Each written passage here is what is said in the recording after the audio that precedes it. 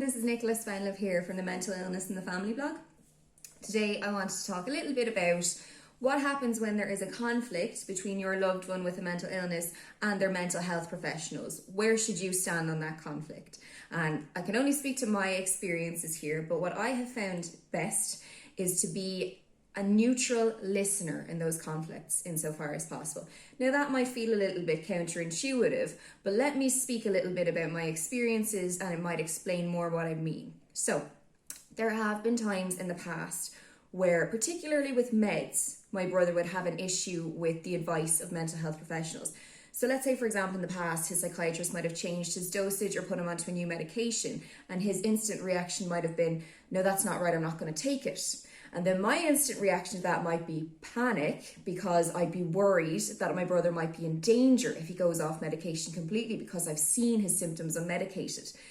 So I might then say, no, that psychiatrist knows best. If he says you have to take those meds, you have to take them.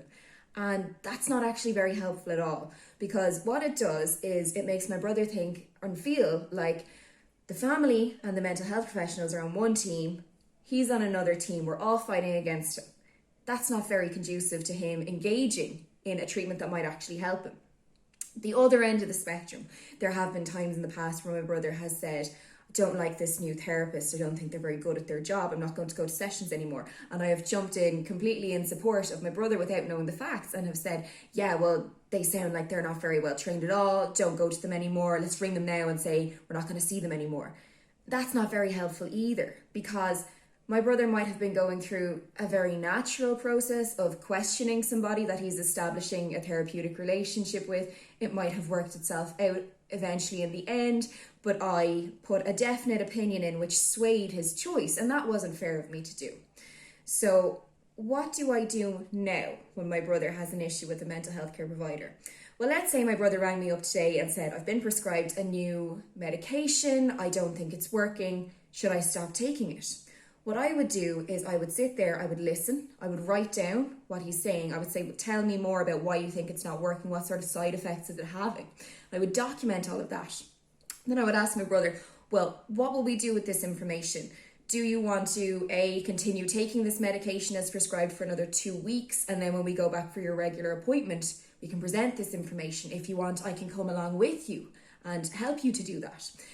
Or do you want to organise an emergency meeting tomorrow with your psychiatrist and show him all of this? And actually 9 times out of 10, given time, my brother will then say, no, do you know what, those issues sorted themselves out, or they balanced themselves out. So I just find that to be the best approach. It means that I'm not adding to a conflict where the conflict might have actually sorted itself out given time and due process. Now, little disclaimer for this. If I got wind that any sort of mental health care professional was acting in a way that was unethical or unsafe towards my brother, I would not be neutral. I would be straight in there to give my opinion.